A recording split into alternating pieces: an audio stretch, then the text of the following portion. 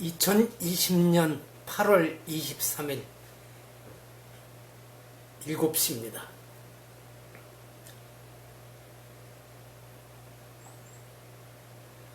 어제 저녁에 비가 또 무섭게 퍼붓습니다. 거기다 천둥 번개가 참 요란스러웠죠. 어제 아침에 원고 한 편 마무리 지어가고 있는데 친구가 전화를 해서 그걸 마무리 지어놓고 호수 쪽으로 가서 만나서 점심 먹고 강원도 쪽을 골고루 그냥 국도 지방도 따라서 드라이브를 해고 왔습니다. 예전에 그 칩거하던 시절에 가끔 가슴 답답하면 가던 정선 임계 쪽도 가보고 거기서 강릉 쪽으로 넘어가는 지방도 타고 성산까지 갔다 다시 차를 돌려서 또 정선으로 해서 영월, 평창 골고루 돌아보고 오는 길은 제천 쪽으로 해서 왔습니다. 강원도를 다닐 적에는 비가 중간중간 소나기나 오고 그리고 일기예보에도 소나기 나온다 해서 그 정도 알았는데 여주에 와서 그때는 또 햇볕도 나더니 식사를 하고 나오니까 7시 한 그때 반쯤 좀 넘었을 텐데 그때부터 그냥 무섭게 쏟아지더군요. 친구를 내려주고 오는 들어오는 길이 어제는 천천히 왔으니까 40여 분은 걸렸을 텐데 좀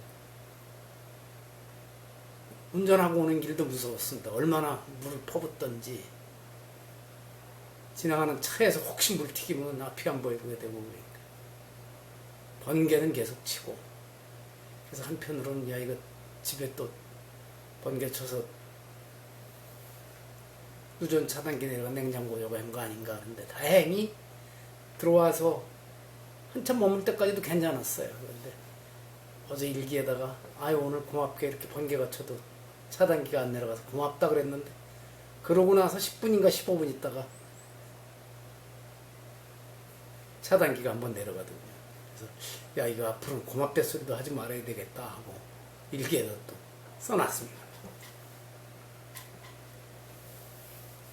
어제는 그래서 책은 아침에 경전낭송행거에는 책은 한 줄도 안 읽었습니다.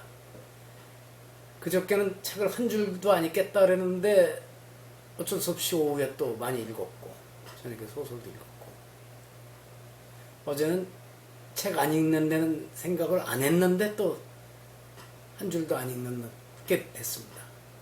그래서 제가 뜻하지 않게 무독의 날이 됐다고 했습니다. 읽을 독자를 써서 사는 게 그렇죠. 예상치도 않았던 일은 좋은 일이든 나쁜 일이든 가끔씩 있고 큰 힘들게 계획을 짜고 또 그것도 완벽하게 짠다고 짜도 일이 비껴러지는 일도 경우도 있고 그렇습니다. 혼자 있으니까 이게 맘 놓고 이렇게 뭡니까 재치기도 할 수 있지 사람들 많이 모인데 그럼 재치기도 요즘 편하게 못합니다. 사람들이 다 쳐다보고 혹시 뭐 이러니까 무섭습니다. 이제 아침에는 미국 샌디에 사는 불교학생일륜 후보에 그 카톡으로 전화해서 한 20여 분 가까이 또 이 세상 이런 얘기 저런 얘기 한참 했습니다. 그래서 그래 고마운 일이지 이렇게 태평양 건너에 있으면서도 생각이 나서 이런저런 얘기를 해준다는 게 고마운 일이지 그랬습니다.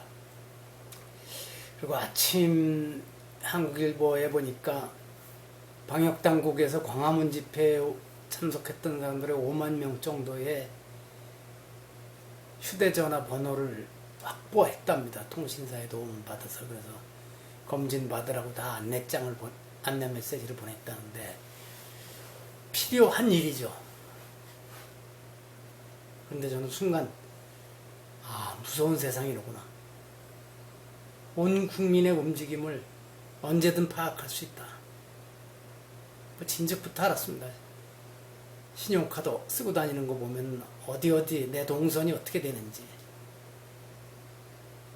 음식은 어떤 종류를 좋아하는지, 책은 어떤 책을 즐겨 읽는지 성향 분석이 다 되죠. 근데 신용카드가 아니라 지금은 전 국민이 아마 휴대전화기를 가졌을 텐데 이렇게 어디를 다니는지 파악을 하고 싶으면 얼마든지. 그러니까 예전에는 옛날에 중앙정보부 안기부도 그렇고 치안본부 대공분실도 그렇고 그거 감시원 붙이고 이래서 사람들 쫓았는데 이제는 그럴 필요가 없죠. 전화기와 신용카드만 그 움직임만 파악하면 되는 거니까. 그래서 제가 오늘 아침 일기에다 그랬습니다. 히틀러가 권력을 잡았던 시절에 이런 일이 가능했다면 휴 끔찍하다 그랬습니다. 하여튼 그렇습니다. 그리고 제가 좋아하는 김태근 선생이 저주의 구판 뒤에는 누가 있는가 이래가지고 경향신문 칼럼을 썼어요. 이런저런 얘기하다가 김종인 씨가 5.18 묘역에 가서 무릎 꿇고 사과한 걸 민주당의 대변인이 아주 안 좋게 얘기하고 요새 막말 잘하는 정청래인가 하는 사람이 또 어쩌고 저쩌고 했다고 그랬길래, 그래서 제가 그 뉴스를 일기에 링크하면서 그랬습니다. 빌리 브란트가 무릎을 꿇은 그것도 진정성도 있겠지만 그 뒤에는 독일 통일 분위기 조성을 위한 국면 전환용 정치 행위일 수 있다고 본다. 그렇다고 해서 그게 뭐 잘못이냐. 그게 더 컸을 겁니다. 뭐 진정성보다도. 독일이 통일을 하려면 주변 미소 양국뿐만 아니라 폴란드를 비롯해서 독일에게 피해를 입었던 수많은 유럽 국가들이 동의가 돼야 되는데 그런 분위기를 만들기 위해서는 어떤 계기가 필요했던 것이고, 그것을 눈비 오는 12월 초 그 추운데 수상이 가서 무릎 꿇고 그 자리를 만들어내기까지 외교교섭도 있었을 것이고 여러 가지가 그렇습니다.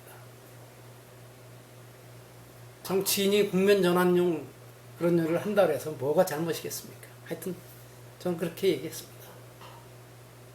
그렇다고 한낱 미래통합당 편드는 거 아닙니다. 참 그 사람들 같이 답답한 사람이 어디 있습니까? 자, 그건 그렇고 131번째 영상 편지입니다. 오늘 제목은 한 번 시작하면 멈추기 어려운 거짓말이라고 썼습니다. 의자에서 삐걱거리는 소리가 나중에 다 들리더라고요. 오늘은 무라카미 하루키의 소설 상실의 시대의 한 대목입니다. 상실의 시대는 원 제목이 노르웨이의 숲인가 그렇죠. 저는 문학사상사에서 나온 이 상실의 시대라는 제목으로 나온 걸 읽었습니다. 2016년에 읽었는데 아마 무라카미 하루키의 소설을 처음 읽은 게 상실의 시대였을 것입니다. 그리고 그 뒤로 7, 8권을 사서 읽었죠.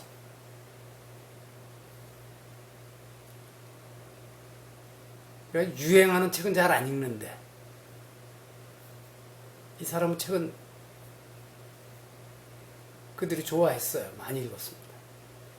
자, 한번 그 하루키의 소설에 나온 대화입니다. 이거는 레이코라는 사람이 이 상실의 시대 주인공인 와타나베에게 해준 이야기 중 일부입니다. 사람은 뭐 한 가지를 거짓말하기 시작하면 거기에 맞춰서 한없이 거짓말을 더하게 된다고.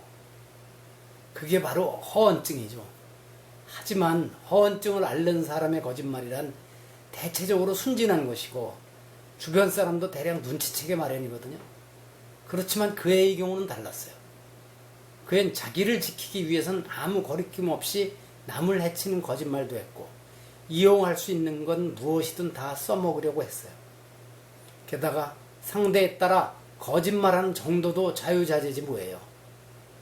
엄마라든가 친한 친구처럼 거짓말하면 금방 탈로가 날 것 같은 상대에겐 그다지 거짓말을 안 했어요.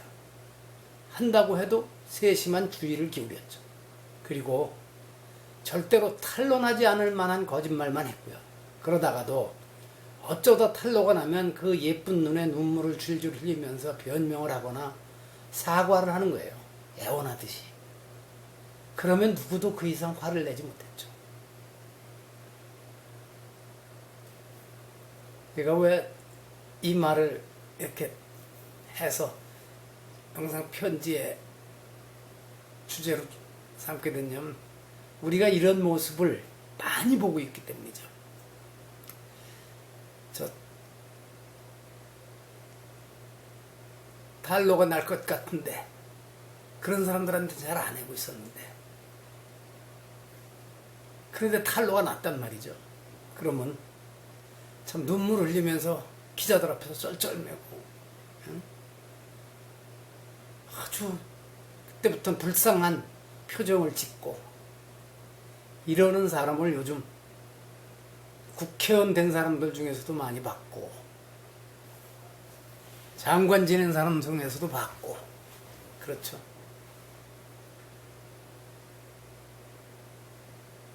무슨 거짓말이든지 해대고 있죠. 그래가지고 그 눈물에 또 속아 넘어간 사람들은 그 사람을 위해서 또 변명을 해주고 그 정도를 넘어서서 옹호 벽을 치고 이러는 모습을 보고 있었는데 마침 2016년에 읽은 이 책에서 대목을 다시 또 들춰보게 돼가지고 오늘 이 말씀을 드립니다. 거짓말은 개인도 그렇고 조직도 그렇고 한 번 시작하면 그게 상승작용을 일으켜서 멈출 수가 없죠. 점점 더 큰 거짓말을 하죠.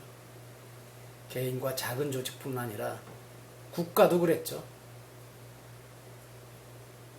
제국주의자들이 아시아, 아프리카, 중남미를 식민지, 그들의 말로는 개척이라고 합니다만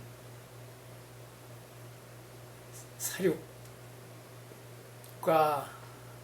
압박과 착취에 나설 적에도 계속 거짓말을 해갔고 어느 종교가 전 세계를 자기네 휘하에다 넣을 적에도 계속 그렇게 했죠. 하느님의 말씀을 전한다는 이유로 그 선주민들을 가서 죽이고 착취하고는 일에 앞장을 서줬죠. 거짓이라고 하는 것이 시작하면 안 됩니다. 그래서 늘 경계합니다. 저 스스로도 그럴 위험이 있거든요.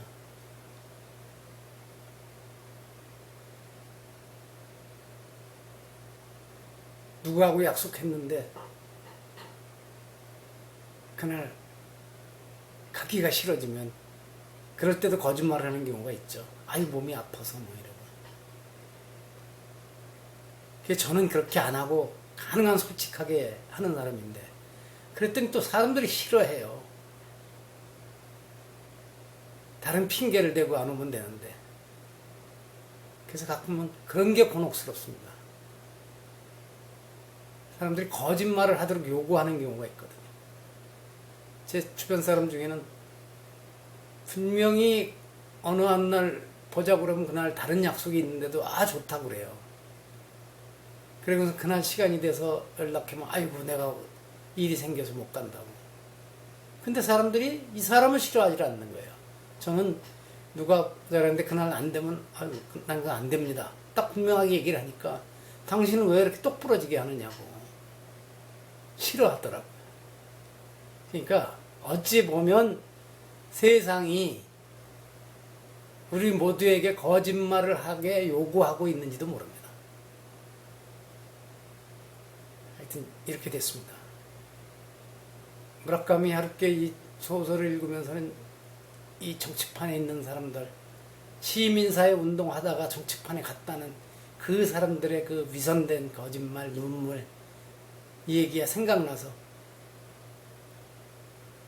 어제까지는 생각지도 않았던 일인데 이것으로 오늘 아침 영상편지의 주제로 삼아야 되겠다고 아침에 마음을 먹었습니다. 자, 여기서 마치겠습니다.